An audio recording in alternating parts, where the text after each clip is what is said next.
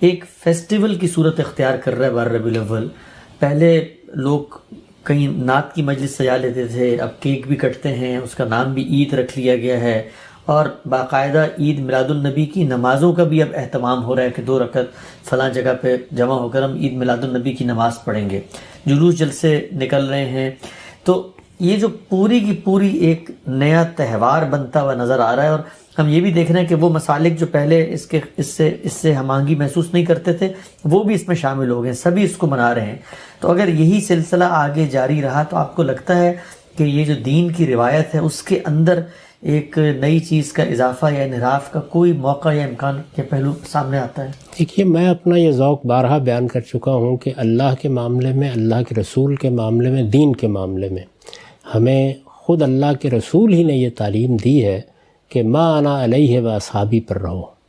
یعنی جو صحابہ کا طریقہ تھا، نہ صحابہ سے بڑھ کر کسی کو محبت کے دعوے کرنے چاہیے، نہ صحابہ سے بڑھ کر کسی کو تعلق خاطر کا ادعا رکھنا چاہیے.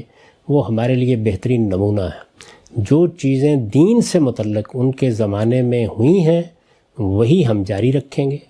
ظاہر ہے کہ وہ حضور کے اذن سے ہوئی ہیں، اللہ کے پیغمبر کی ہدایت کے مطابق ہوئی ہیں، انہی پر عمل جاری رکھیں گے، ان میں کوئی اضافہ نہیں کریں گے، کوئی خرابی نہیں پیدا کریں گے. باقی رہ گئی یہ بات کہ کوئی آدمی اس پر خوشی محسوس کرتا ہے، وہ کوئی خیرات کر دیتا ہے، یا اس موقع کے اوپر آپ کو مجلس منعقد کر کے اس میں رسالت مآب صلی اللہ علیہ وسلم کی سیرت بیان کر دیتے ہیں، اس میں کوئی حرج کی بات نہیں. تاہم یہ بات یاد رکھنی چاہیے کہ رسول اللہ صلی اللہ علیہ وسلم اس سے بہت بلند ہیں کہ آپ کو ایک دن کی شخصیت بنایا جائے. آپ ہر روز کی شخصیت ہیں، ہمارے ایک ایک دن کی شخصیت ہیں، ایک ایک رات کی شخصیت ہیں. یہ پوری زندگی آپ کے ساتھ وابستہ ہے، اور آپ کے ذکر کو بلند کرنے کا اللہ نے اہتمام کر رکھا ہوا ہے. ہر 5 وقت آپ جانتے ہیں کہ مسجدوں سے آواز بلند ہوتی ہے، اشہد ان محمد الرسول اللہ. تو رسالت مآب صلی اللہ علیہ وسلم کو ان عام شخصیات سے بالکل منفرد، بالکل بلند اور الگ ہونا چاہیے. اور اس کا تقاضا یہی ہے کہ ہر روز آپ کا روز ہو، ہر دن آپ کا دن ہو. کوئی ایک دن آپ کے لیے خاص نہیں کیا جا سکتا. یہ میرا ذوق نہیں ہے.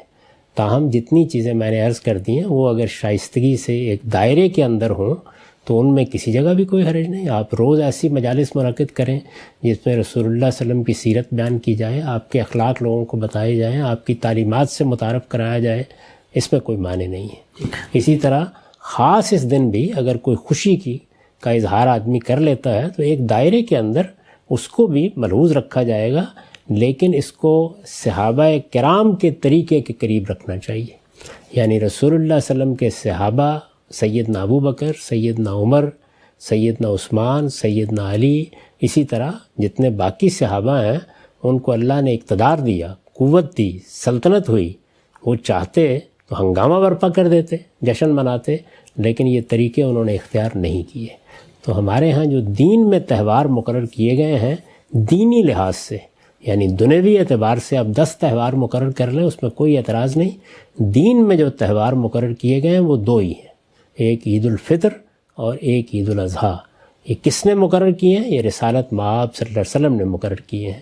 تو آپ کی پیروی میں تہوار تو یہی رہیں گے. باقی کسی کے جذبات کا اظہار، محبت کا اظہار، تعلق خاطر کا اظہار، سیرت کا بیان، لوگوں کی تعلیم، یہ سب چیزیں بالکل ٹھیک ہیں، ان میں کوئی اعتراض نہیں. اس سے آگے بڑھ کر کوئی ایسا کام نہیں کرنا چاہیے جو صحابہ کرام کے طریقے سے ہمیں ہٹا دے، کیونکہ اللہ کے رسول کی تعلیم یہی ہے کہ اپنے دین کو ٹھیک اس جگہ پر قائم رکھو، ما انا علیہ و اصحابی، جس پر میں نے اور میرے صحابہ نے زندگی بسر کی ہے. اجرم صاحب، لیکن عید میلاد النبی کی کوئی نماز ادا کرتا ہے اور کہتا ہے کہ فلاں جگہ فلاں وقت میں ہم 2 رکعت نماز پڑھیں گے عید میلاد النبی کی، تو پھر دینی شرعی لحاظ سے اس کا کیا حکم؟ یہ بالکل بدعت ہوگی، اس کے قریب بھی نہیں جانا چاہیے. اور رسول اللہ نے فرمایا ہے کہ میرے دین میں جس نے بھی کوئی نئی بات ایجاد کی وہ سر تسر گمراہی ہے، اور کل ضلالت فی النار، اس کا انجام جہنم ہے. تو اس لیے ایسی چیزوں سے بچنا چاہیے. یہی چیز سورہ اعراف میں بیان کی ہے، جہاں 5 ان چیزوں کا ذکر کیا ہے جن کو اللہ نے حرام قرار دیا ہے، ان بنیادی چیزوں کا.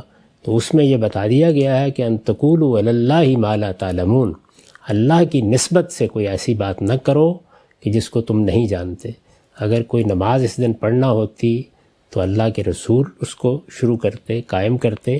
خود آپ کا کیا طریقہ تھا؟ اگر لوگ اس کو اختیار کریں تو کتنی پاکیزہ بات ہے کہ لوگوں نے پوچھا کہ آپ پیر کا روزہ رکھتے ہیں، تو فرمایا کہ ہاں اس دن میری پیدائش ہوئی تھی۔ تو اگر لوگوں نے اس یاد کو قائم رکھنا ہے تو ایسا کیوں نہ کریں کہ اس دن روزہ رکھیں، رسالت مآب صلی اللہ علیہ وسلم کی اتباع بھی ہوگی، پیروی بھی ہوگی۔ میں جو بنیادی بات عرض کر رہا ہوں وہ یہ ہے کہ اللہ کے رسول اور رسول اللہ صلی اللہ علیہ وسلم کے صحابہ، یعنی محمد الرسول اللہ والذین معہ، ان کے طریقے ہی پر قائم رہنے کا نام دین ہے۔ دین میں اس سے آگے کچھ نہیں ہو سکتا۔